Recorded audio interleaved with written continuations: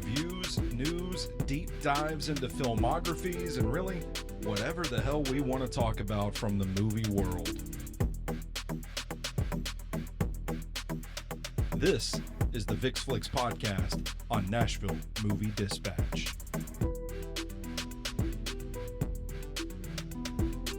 Welcome in for a special bonus episode of the Vick Flicks podcast this month. We're going to be talking about Spider-Man and specifically Spider-Man Brand New Day that is out in theaters this weekend. Of course, I am your host for the Vick Flicks podcast, the EIC at Sobros Network, Big Natural Stoney Keeley. You can follow me on social media at Stoney Keeley. Collectively, we're at Sobros Network on social media. And on Substack, check out all of our work at NashvilleMovieDispatch.substack.com. Joined as usual by my co-horse, my co-horse for this month's episode. He is a board member of the Music City Film Critics Association, a member of the Southeastern Film Critics Association. He's our resident film critic here at Nashville Movie Dispatch, Mr. Big Shot himself, Brandon Vick. Brandon, how you doing today, my man? Not too shabby. This came together so quickly, but thanks for doing it because I think this will be a fun one. And Spider-Man was in the studio earlier. He was, yeah. People can't see the recording; it's just audio only. But no, but you captured it. I got a photo. I got a photo that I posted on Twitter. Yeah, I understand this last couple of days has been a bit of a whirlwind for you, getting to see Brand New Day ahead of its release this weekend. What was that like? What was the process like to get to that theater? To put it in perspective, Marvel in general gave up on the Nashville market, I'd say at least 2 or 3 years ago. Did you ever hear why, or did they just like pack? I think we're just too small. I think that we're just not that big of a market. So everything is basically in Atlanta. That's the closest. That's the closest to us. We were on a roll for a while. Did they let you guys know that, hey, there's a screening? It's just that it's in Atlanta. You know, I have gotten emails where it's like, hey, you've been invited and you're excited. And then you realize it's at some plaza theater thing that's where the Atlanta Film Festival is. And you're like, oh, like that's it's not in Tennessee. Yeah. And so I was telling you, I think Multiverse of Madness was the last one. Which I believe was 2022, if I'm not mistaken. That's probably right. When was the Marvels? Was the Marvels that November? So Multiverse of Madness was indeed 2022. The Marvels was 2023.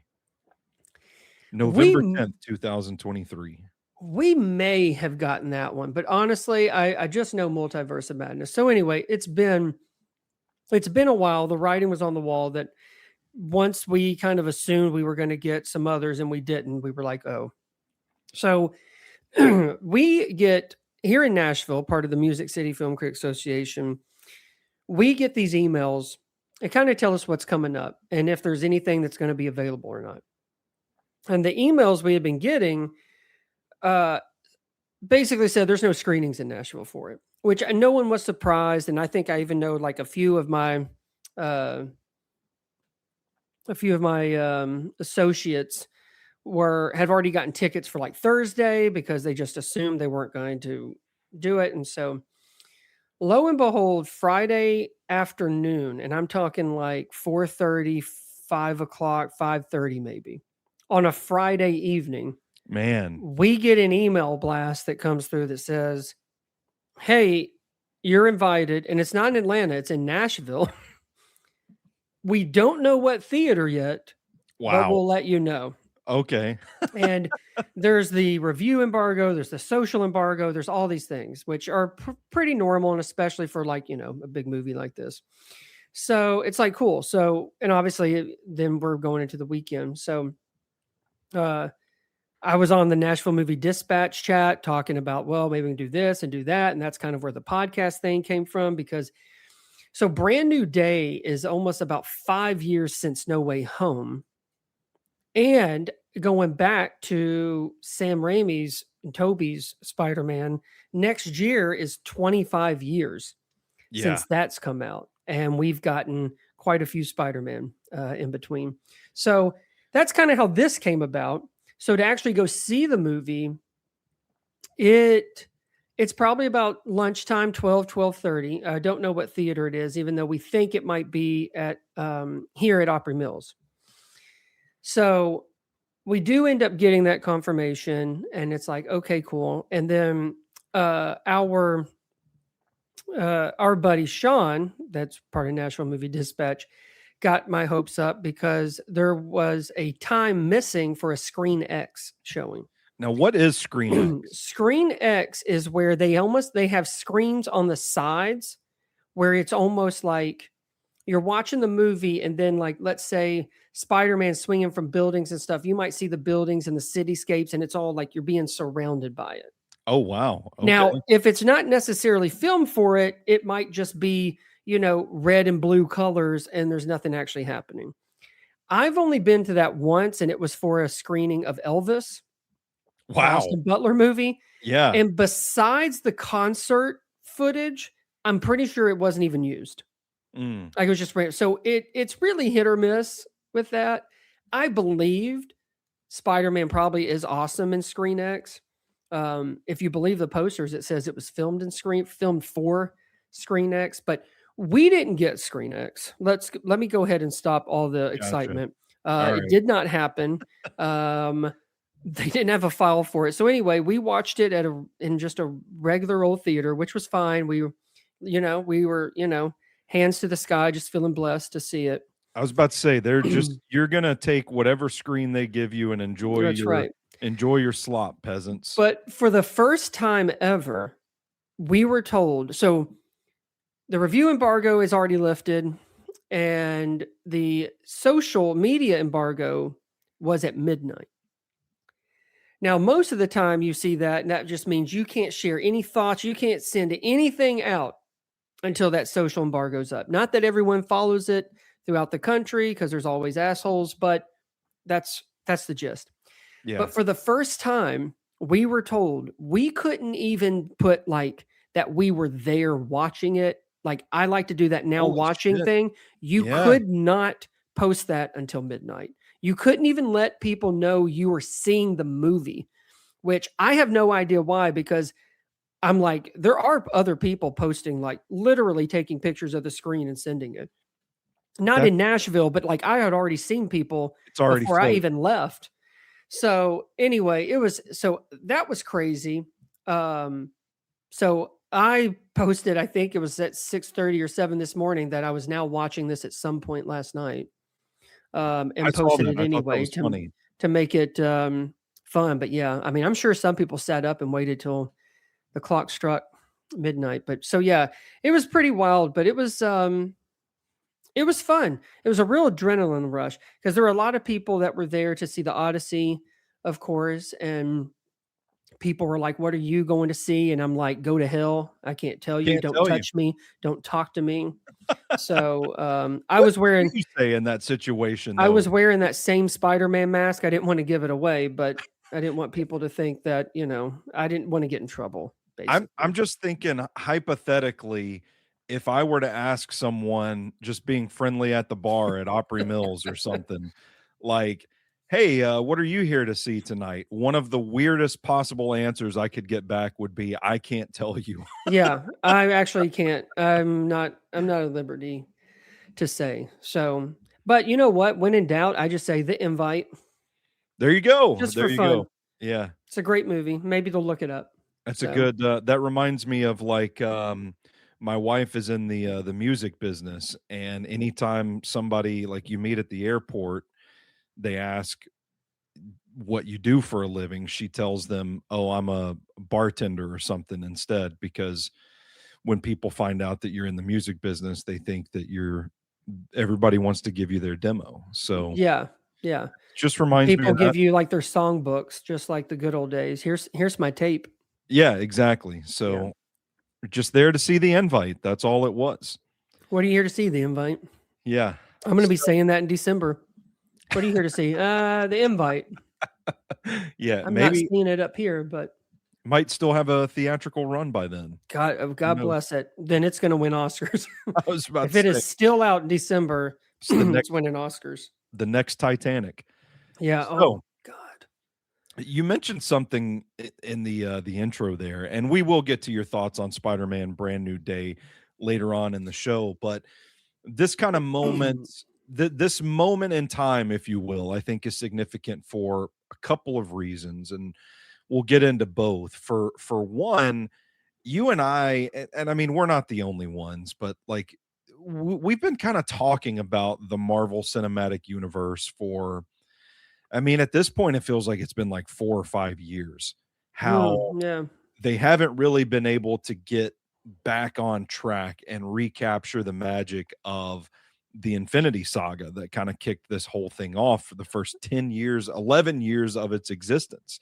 Yeah. And last year was an interesting move by Marvel to kind of slow down the production calendar, release a little bit less. And I And felt, TV and movies, yeah. both. And I feel like the quality over the last year specifically has gotten a little bit better, but it Yeah. still doesn't seem to have generated the same buzz that it used to. And I think the new Spider-Man movie, with its significance kind of leading into Avengers Doomsday later this year, um, it makes it an important movie. And Yeah. I'm kind of curious to hear your thoughts on it, as Marvel is now, we talked about the Fantastic Four movie being a pretty good movie, but Yeah. didn't really do the numbers at the box office that Marvel had hoped it would. Is Spider-Man going back to the well, so to speak, with this character enough to really inject a little juice into the Marvel Cinematic Universe? Short answer, yes. Okay. It does. There is a new kind of energy now that John Watts' trilogy's over, and now they're starting. They're starting fresh again with.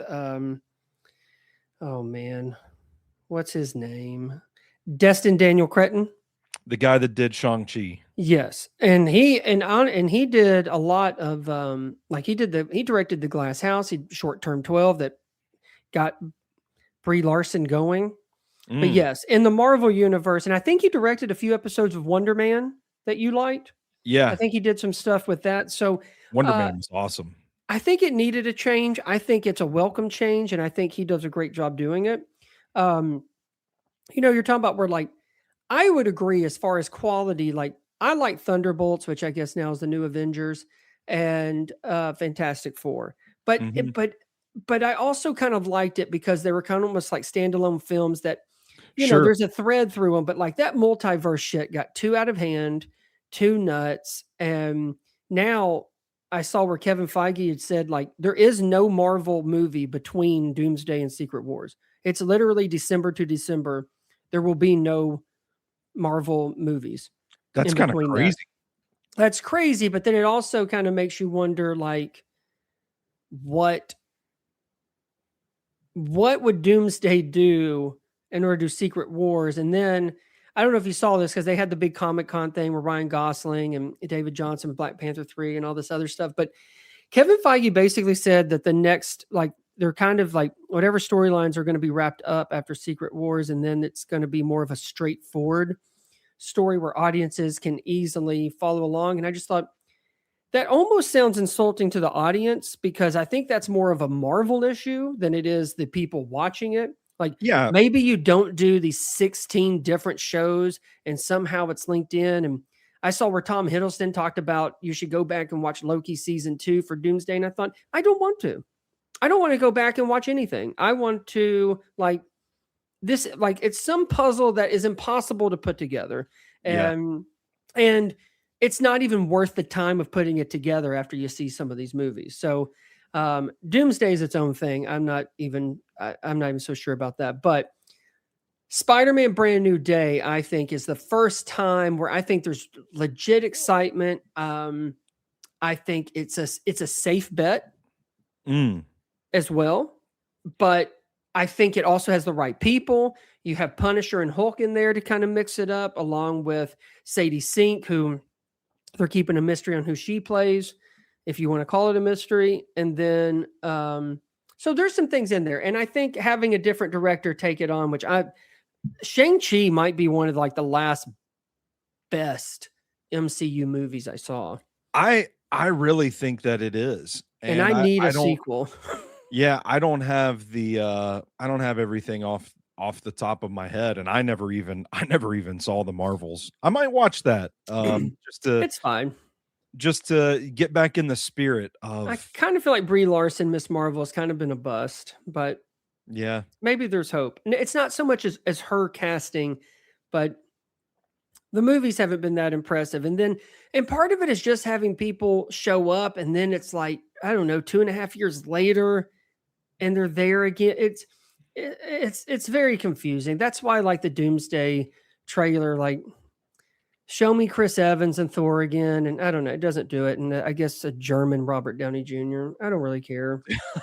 Do I don't care. does it feel at all to you like Doomsday and Secret Wars represents Kevin Feige and Marvel just trying to get to the finish line on Yeah. this branch of the MCU? I do, and I think that kind of goes to trying to bring back familiar faces and backing up a buttload of cash, just so that maybe people will get brought back. And like, it's almost like they want you to remind you of the good old days, but they can't deliver. Like, it's almost like you can't live off that forever. And I think Marvel has found that out. You can't Yeah. live off of that stuff that has had such a buildup and it was a remarkable payoff. But then it's kind of like, oh, like, did you guys plan this? And I don't know. I mean, maybe Jonathan Majors, King. I mean, maybe some other stuff screwed some things over and stuff. I mean, not everything has gone as planned, and it is kind of, Blade movie, yeah, which, Jonathan Majors issues. yeah, which there has been some talk where maybe Marshall Ali was part of the problem, Mm, but I don't know. I can also kind of see, like, I mean, how long do you want him to wait? But then if he's making all these changes, and maybe I don't know. I don't know. But either way, never came to fruition. So that's gone. That's been canceled. So now I do kind of like the idea of, I kind of feel like Black Panther is kind of like the elite now. I mean, Guardians of the Galaxy's wrapped up. Robert Downey Jr., all that Iron Man stuff is done. And I mean, he was talking about how, like, it's going to be Black Panther 3 is going to be shot on film, which I don't know if any Marvel movie's ever been shot on film, but I guess that's what the power of Coogler can do. hey, So, there you go. but I just don't. I like the idea of Ryan Gosling. Like, I kind of like some of like them kind of relying on some famous faces to push whatever story, which apparently Ryan Gosling's the one who pitched this, and he has been wanting to do it for a while. So, but you're not always going to have an actor that maybe is actively trying to come up with stuff Yeah. to bring to life. But yeah, I don't know. Like I said, I just feel like it's all nostalgia, and that's not as fun. And it's not even the casting, but it's like some of these stories are just kind of like, okay, cool. And then it's done. Like, you're Yeah. just done. And so I don't know. And I know, like, Fantastic Four, Doctor Doom, it can all bring it together. And I'm sure it will, but I don't know, man. I think its heyday is past it. I think it's trying to regain something that is not really possible. And it's not even so much of whatever story, whatever casting. I don't even think it matters. I think everything kind of wears out its welcome eventually. You can't always have success. You can't always just make billions and billions of dollars. And I think Marvel almost seemed invincible, but now it's not. And now I think the craze has kind of calmed down against, like, normal people who go outside and do things and are married.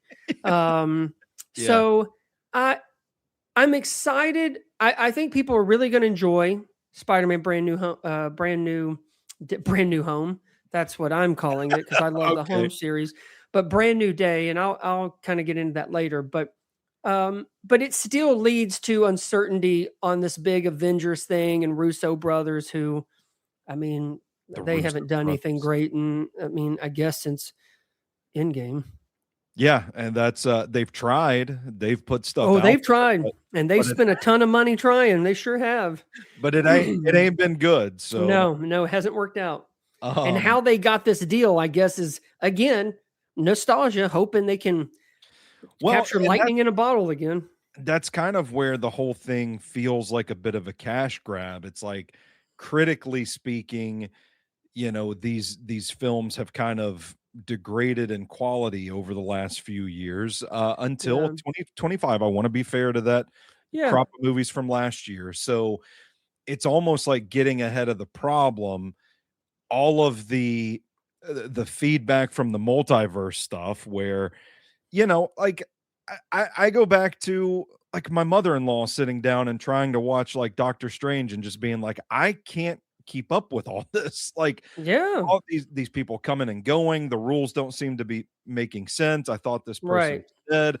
Oh, is John Krasinski's Mr. Fantastic now? Like, right. all of this stuff, I get it, is kind of fun, but, like, to the But it's casual fan service. moviegoers, It's yeah, just fan service and it fun ideas that mean nothing to the yeah. story at So all. all of this stuff, like the multiverse stuff, doesn't go over the way that they thought it would, and then Right, eventually the impact is, there's a little bit of backlash from audiences, and it right, results in, on down the road, people are tired of it, so they're not going to see the Marvel movies as much as they were at the right, height of the Infinity Saga. And right. they're still making a ton of money. It's not to say they're Yeah. failures or anything, but No, no. to that standard, they are not meeting. So the response seems to be like, well, let's go get Robert Downey Jr. back. Let's make a splash, and he's going to be Doctor Doom. Right. The only problem I have with that is that I just, unless they've got RDJ for one of these, like, 10 movie contracts that they're notorious for. I think it's just for Doomsday and Secret Wars. So if that's the case, I think. you're just gonna use Doctor Doom for 2 movies and then go on about your business. And then we're done. It kinda sucks because we're not getting to the heart of, this is a really good character that Yeah. probably deserves the Thanos level build that we got in the early days of the MCU, but they couldn't do it because they needed someone powerful enough to take on the Avengers, but also something splashy enough to get people to go see those movies, to get people back in theaters, Yeah, so that yeah. they could just get to the finish line on this phase of the MCU. And Did that, you to me, is what's frustrating, because I feel like they're gonna waste a pretty good character. Yeah. Oh, I think they just wanted a heavy hitter, bring somebody that's recognizable to MCU, hot off an Oscar win and $100 million, and they think that's going to fix it. And I personally don't think it will. But I saw where Kevin Feige also, after that Comic Con, was talking about some of the criticisms of kind of like the buildup of Doctor Doom, and then just kind of like boom. Here And he is. yeah, well, and he downplayed it. It's like, well, I mean, people don't really remember. Like, we only showed Thanos like 3 times. He was sitting on the crown or sitting on the throne, and then this and this. And I'm like, buddy, don't bullshit us. Like, there was talk about it. There was Infinity Stones. Thanos was always a part of the conversation, even if you didn't technically show him or Josh Brolin wasn't talking. Yeah, Like, he's that's like, I get it. He's Mr. MCU and has every hat for every fucking superhero, but don't compare Thanos to Doctor Doom, because they ain't done it. Like, yeah, that's just gaslighting. it is. But then you think about, okay, well, let's set Doomsday up with a Spider-Man movie, because I mean, Spider-Man is one of those gateway superhero characters, if you Yeah, will. It's like yeah, Superman, like Batman, like, yeah, people are gonna go see that movie no matter what. yeah. So That character is pretty much safe from yeah, people. Even if people didn't like certain ones, they're always excited about the next one. They're always excited about which villain. Is there going to be a new villain? It's just one of those characters.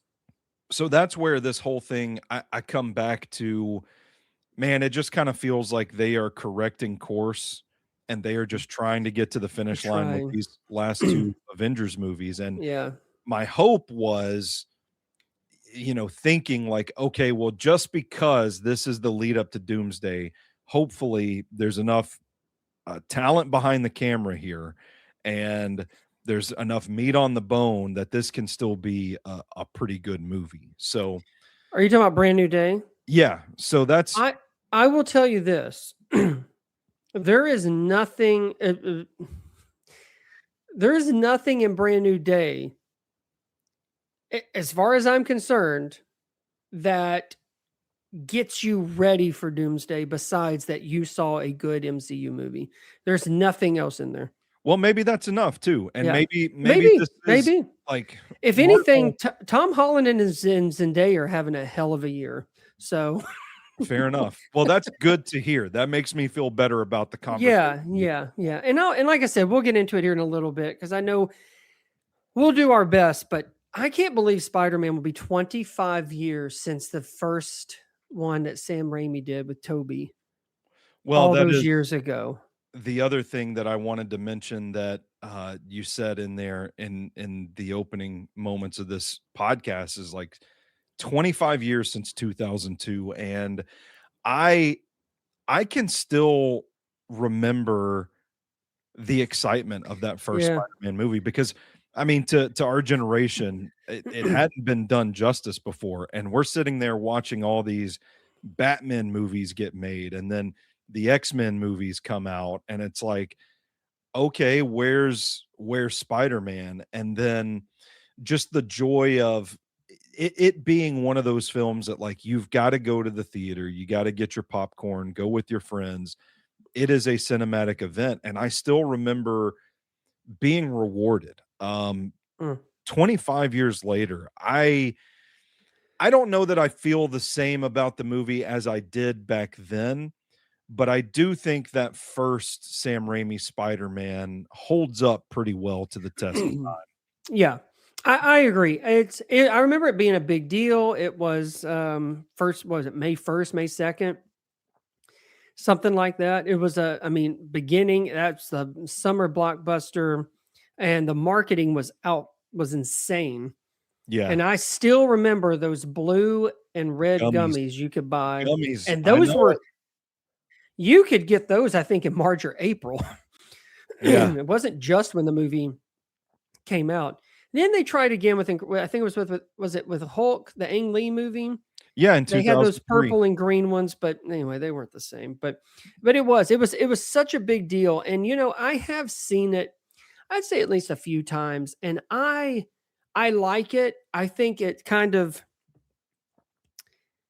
that that sort of was like it crawled so Tom Holland could run. You know what I mean? Yeah, for sure. It I it I set mean, it set a precedent on like, oh, this is like the special effects, the CGI, and Sam Raimi is Sam Raimi, right? And I was talking about Multiverse of Madness where he kind of dipped into the MCU, and I actually liked it because it still had his personality in it. And so do the Spider-Man movies. I think it gets lost by the time you get to the third one, yeah. but it kind of plays it up more than what MCU goes for. So it does seem like it kind of reminds me the way Batman went when Joel Schumacher took over for Batman Forever and Batman and Robin. It's very playful, but it's also it is a lot of fun, and it was groundbreaking in a lot of ways. Not I just was superhero movies, but the yeah. way that you could do that in that form. Because honestly, if you look at that, like you said, like let's just say the X-Men movie, right? That was 2000. Mhm. There is still a pretty big gap on just overall entertainment and quality when you get to Sam Raimi's Spider-Man. I mean, it was done damn good for back then, and for the story isn't like, you know, just astounding, but it's fun. And it's the first time you've really seen him on the big screen, and the fact that some of that just the web slinging and stuff, I mean, is pretty cool. It's funny that I think they play high school students, but Yeah, you that have to is pretend to be a kid, I guess, even with your Tobey Maguire. it did sort of become the standard bearer, in my opinion, for the superhero movies of that era, which were Yeah. they did kind of err on the side of campy and a little Mhm. cartoonish. And to me, I think, it's fine. You called it playful. I think that's a good word to describe it. It feels kind of like watching a comic book. Like you're reading a comic book on a gigantic screen in a theater is what Yeah. those movies felt like to Yeah. me. But Spider-Man was the one that kind of I don't wanna say the attention to detail just seemed a little more prominent in that Spider-Man movie, and Mm. it seemed to have a little more heart than some of the other ones. But when you think about the era of those X-Men movies and then Ang Lee's Hulk and then the Daredevil movie that came out, we got a couple of Fantastic Four movies. There were obviously more X-Men movies. On down Right. the line, we got a Ghost Rider couple of movies. There's the Thomas Jane's Punisher is somewhere in there as well. And it to me kind of feels like what I think the legacy I think that Spider-Man movie will have, the first one anyway, because I'm kind of with you. Like I haven't watched the second one or third one in a few years, but I did recently rewatch them and just kind of felt like, man, these kind of these feel a little thin compared to the first one. But that first Spider-Man movie is kind of the best parts of all of those early 2000s era superhero genre films. I agree. I think a lot of people would push back because I know a lot of people love Spider-Man too. Yeah, they do. And I understand that. And I think part of it is sort of like was Spider-Man 2, I feel like was probably better made. Yeah, I really liked Alfred Molina as Doc Ock. I thought that he's probably one of the best villains that comic book movies have had. There's some great action set pieces. Obviously, the train is a big one, or the subway. iconic. So I totally get that, but I also think there's just something about seeing the first one done, and also you want to have a villain. You want to have like a superior villain right out of the gate. You get Willem Dafoe, Hey, get ain't that him the truth? as Green Goblin, and so I agree. I do like Spider-Man too, and I really enjoyed. Um, it's rare that a sequel can kind of build on what the first one's done, especially when it's so successful.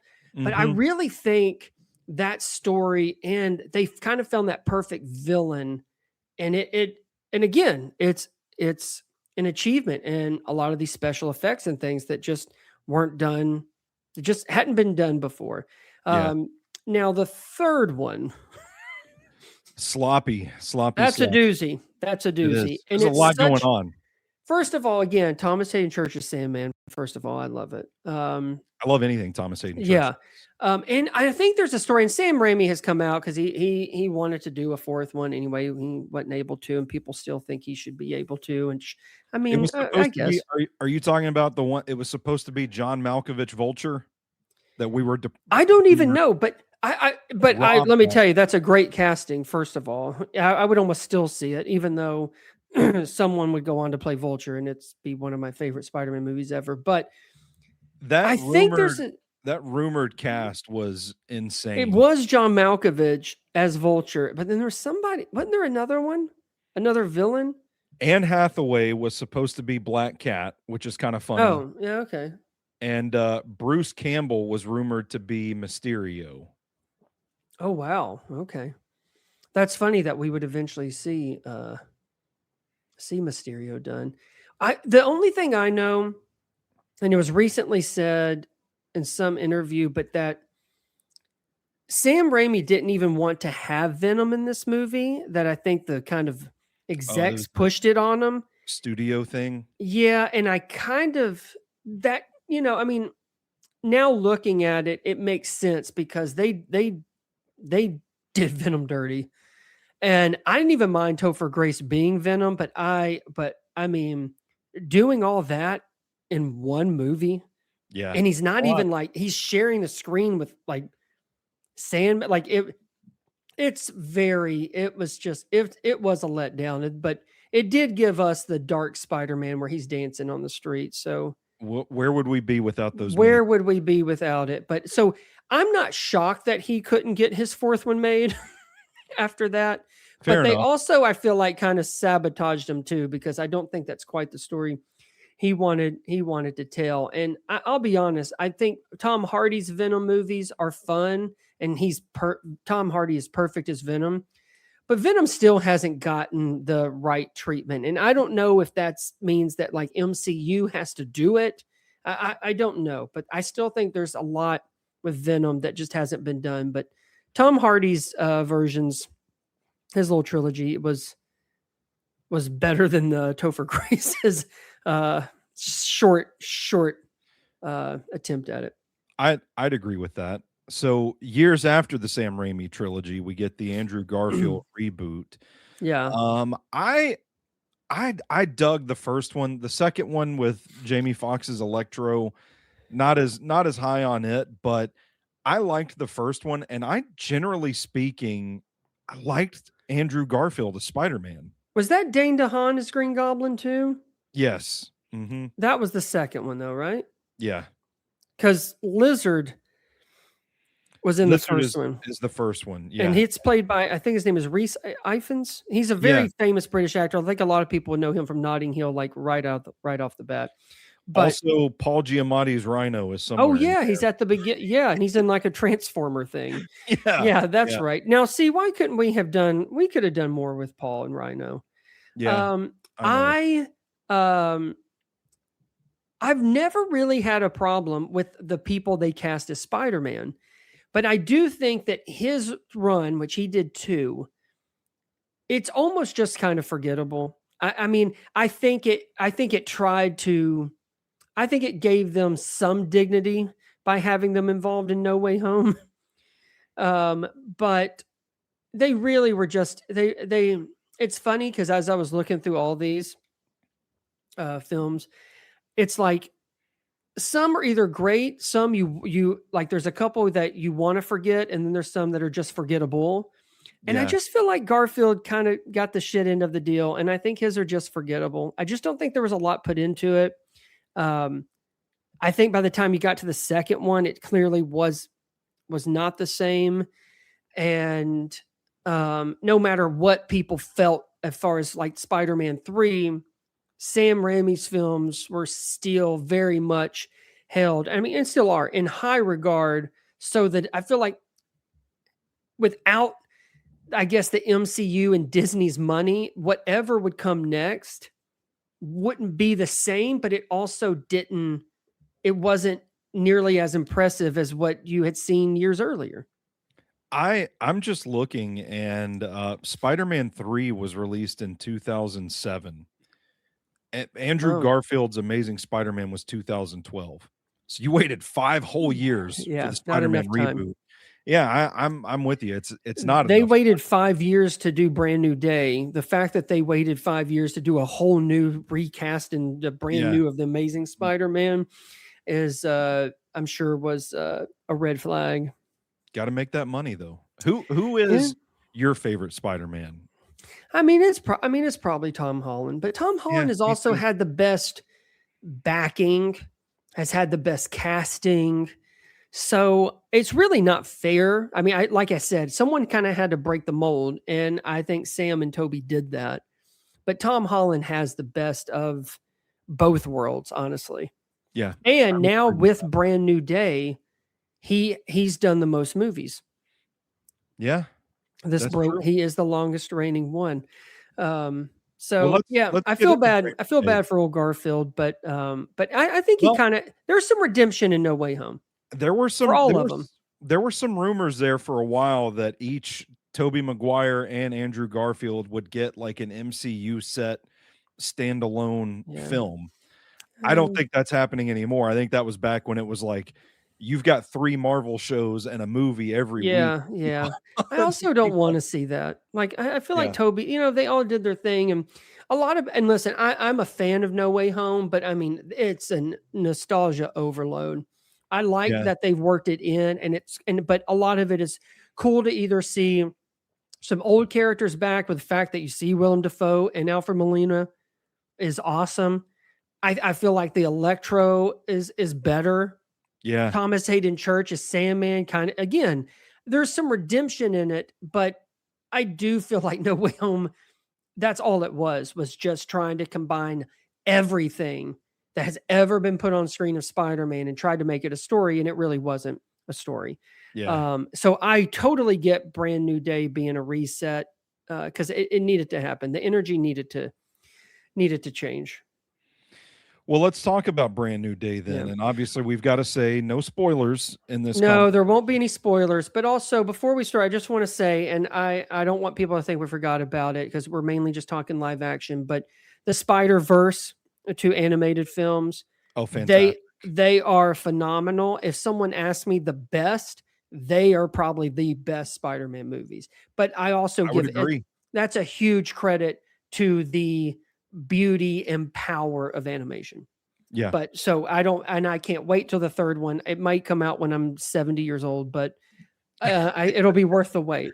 So, but yeah, so for Brand New Home, there's no spoilers. It's going to be tough to kind of talk about some stuff, because I just don't want to give it away, but it also centers around, like, it's the biggest piece of the movie. But like we said, Destin Daniel Cretton did it. I really liked what he did with it. I really do. I do think a change needed to happen in the director's chair, and I think he's the guy. I think he's the perfect guy to do it. I know Tom Holland has a lot more input these days. He basically even pushed back the scheduling so he could do the Odyssey. So he's got some strings now. As far as, let's talk about Tom first. This is probably his best acting of the year. Really? I find I think he's really kind of grown into his own. And I think there's definitely a confidence level in this one. And I think it's because he's also gotten a little bit older as well. Fair enough. But it shows, and it plays really well with where Spider-Man is at this moment, because for people that don't know, he basically had to make the sacrifice where nobody remembers that Spider-Man exists, but no one remembers Peter Parker. So he's not Yeah. friends with Ned and MJ, and Well, like you said, it's been I mean, 5 Bruce years. Banner doesn't know who he is, like the whole thing, right? Yeah. So, but the way he does it, and obviously he's been so involved that it's pretty effortless at this point of what he's been able to do. I think he's pretty much has mastered sort of that physicality that's involved. But this movie really gets into the psyche of who he is, trying to find this balance of Spider-Man and Peter Parker, and how do you cope with it? How do you live with it? There's a new reality that's kind of set in now. And so he has a couple of really stellar emotional scenes. Most of them involve MJ, and call me a sap, call me what you want. But when some of those scenes between Peter and MJ, and the fact that they really are husband and wife, it just hits harder. I can't help it. It just hits harder. Well, I don't think anybody's going to fault you for that. It is anything that can accentuate a story. Yeah. Maybe they got married only because of this movie coming out, and they'll get divorced next year after it's made its $1 billion. But maybe. But no, I was really impressed with him, and he really gets to show kind of, there's a lot more depth and emotion in this movie just in general, but obviously a lot of it is centered around him. And Aunt May is gone. That's a very prominent part of this movie. Yeah. Even though you do get to see Marissa Tomei back as Aunt May. Um, I remember one of the things, and it kind of leads to what it kind of goes into what I was talking about, the more depth and emotion that's involved in this one is there's a real kind of hike in maturity in brand new day that we Okay. haven't really seen before in Holland's Peter Parker and in Spider-Man. And obviously this has been in the trailer, so this is not a spoiler, but his body is going through some changes. Sure. Um but and that's part of really the story of trying to find that balance in who you are and getting lost in it. Like eventually are you Spider-Man or are you Peter Parker? Mm. And it kind of comes down, and that's where there is that, along with, and I found myself more engaged and more invested in those questions of who he is and the relationship and friendship with MJ and Ned. And it does deal with loneliness, it deals with loss and being vulnerable. And I will say that I really enjoyed that aspect of it because that's also the a very significant connection to Sadie Sink's character. Okay. And it plays really well in that space Very and well. what they're doing. Um, it's the heart of it is MJ, Ned, and Peter, and there's a whole thing at the beginning where he's kind of it's almost like life is passing him by, and the whole thing is he lives for is just fighting crime. And how do you cope with that? How how do you move on? Can you move on? And you're also talking about just watching the love of your life walk around and not have any memories of you. I mean, and that's tough. And again, that's what really to me is what kind of hooks you in because I don't really remember there's been doses of it, but I don't really remember a Spider-Man movie really kind of diving into that kind of stuff. Yeah. And again, it's heavier and like I said, it's more it's more mature. But I will say I loved that the Hulk is in it. I love the part he plays in the story. There's also Frank Castle, John Berthal, which I know you're working. He's a very popular guy right now. He's been in the Busy year. Odyssey. He's in the Punisher. Was it One Last Kill? I think. And Mm-hmm. then he's also in the Bear because he did a whole little short with the brother Yeah. or the cousin. Um, so it's a very popular year, and I know you're working on something about him. And so, but their banter is really good. I want to say I have not seen a whole lot of the Punisher. I haven't seen the Marvel show. I haven't watched One Last Kill. I've seen parts of it. I really liked his role in this, and I understand why he's a part of this Peter Parker journey. I don't know if you know this, but I found out during this press thing that I don't know where, but they have known each other for a long time, Tom Holland and John Berthal, and that they helped each other with their audition tapes for Spider-Man and the Punisher. Really? I did And not know that. and he was like, Tom Holland was talking about, like, he's like, I can't believe we're both sitting here today as these characters in the same movie. That is So, kind of wild. um, so anyway, there's like I said, there's a lot that I really there's some um action, sorry, fantastic. There's quite a few fantastic action sequences. I didn't really notice any of the MCU CGI messes with this. It Okay. looked pretty clean. The action sequences I thought were really good. There's a fighting sequence with the Hulk that's really cool. I really enjoyed that. I'm not going to set the scene for anybody, but I like that one. And Spidey gets involved with a battle with the Hand, and that's really well done. And I will say, Destin Daniel, there's a lot of really nice creative camera work going on. Okay. It's used in the fighting sequences. Sean and I were talking about it last night briefly, but then there's also just when he's like swinging through the air, and there's a lot of those kind of aerial shots, and it does a nice job capturing a lot of that. That again, it just kind of feels more. It's just a different kind of energy to it, and it's a compliment to that. But you can tell that it's different, and that we are approaching a new,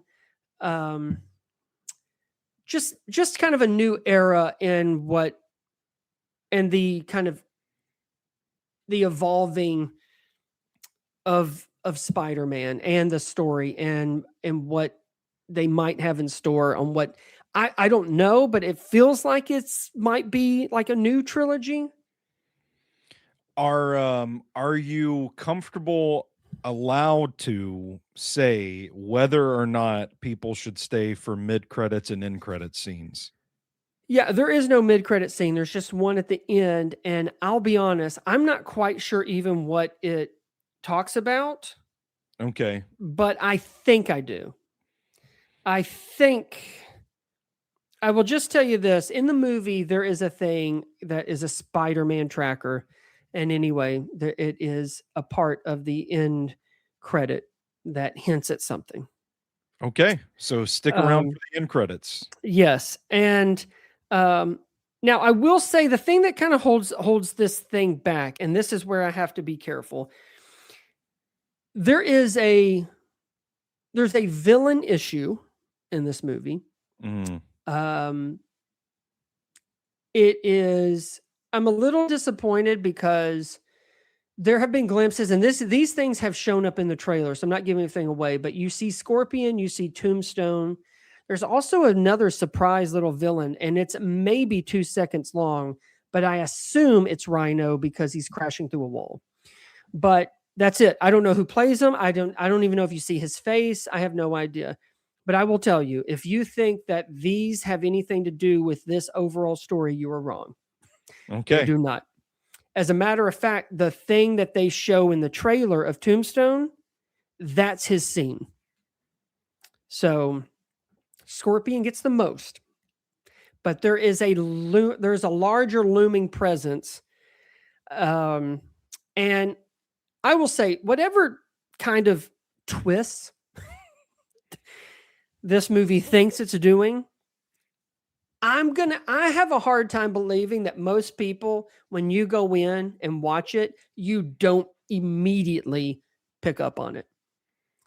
I'm not going to say anything more, but I really don't know why it has been so secretive, and Marvel and Disney have gone so far out of their way not to address certain stuff, because honestly, I really don't think it matters when you're actually watching the movie. I will leave it at that. I was disappointed because there is no big, like, kind of cool villain. And I feel like in Batman, and we were talking about in Superman, Spider-Man, that's kind of what you want, and you don't get that here. It's all just centered around Sadie Sink's character, and I honestly don't think that this movie, and listen, it's over. You start to feel its runtime towards the end. This is almost 2.5 hours long. I don't think we've mentioned that, but I really just don't think that it needs to be that long. But I also wish that it didn't I just wish Sadie Sink's thing didn't totally engulf everything else, that I feel like it kind of takes away from other things that people have enjoyed in Tom Holland's Spider-Man movies. But again, the connection that she has with Peter, I did enjoy. So I mean, it's meaningful. I just kind of wish it was done a different way, and it was paced in I wish it was paced differently. Where did you? Oh, go ahead. Finish your thoughts. Well, I was just going to say, but in the end, I think people will find this satisfying. I did. I think it's a very solid Spider-Man movie. Like I said, it has honestly, it's nice to see where it when it needs that sincerity, it's there. There are the scenes that do involve Aunt May are fantastic and they're very heartfelt. It also has, by the end, and I think I told you this a day or two ago, you realize why it's called Brand New Day at the end. And I really was sort of kind of caught up in just how hopeful it was. And so and also there's a part and Hulk's in there and Punisher and like all of these like special people also share in this thing of like of recognizing the pain rather than just like totally just becoming unhinged and full of rage. Like there's so many similarities and connections with them that it makes sense why everyone's there. I just think time could be invested in other places and in other ways. But again, I think a lot of people, most people will walk away and say that this is certainly a good Spider-Man movie. Is it the best of all time? No, but I do think it's very much it was worth the wait. Where did you land on it star rating wise? I'm giving a VIX Flicks rating of 3.5 out of 5. Okay. Yeah. And again, I've seen people 4, I've seen people have 5. I just think, again, there's some things that kind of hold it back, but I really enjoyed this kind of loneliness and lost connection. I really like the addition of Punisher and Hulk. I think it works really well, but it's Peter, MJ, and Ned that get that really kind of have you just, I don't know, you're just kind of stuck in that like, gosh, what the sacrifice that was made and look what's happened. And I don't know. I mean, just living without the woman you love and your best friend, that's pretty heartbreaking. And they really work with that. So that's what I was drawn to the most. Well, I think that's going to do it for us, Brandon, unless you have any parting thoughts as we get out of here today. No, I don't think I have to tell people to see this. I think, you're probably, I think that's pretty right. Much, I think that's already, I think that's already taken care of, but no, very happy with it. And again, I give a ton of credit to Tom Holland because he really ups his game in this and is top-notch, top-tier Spider-Man. Well, there you have it. That is going to do it for this episode of the VIX Flicks podcast. As a reminder, you can check out all of our shows wherever you take in your podcast or on YouTube. Just search for Nashville Movie Dispatch, the VIX Flicks podcast, and we will pop up. All of our work is at NashvilleMovieDispatch.substack.com. For Brandon, I'm Stoney, and until next time, you stay classy, moviegoers.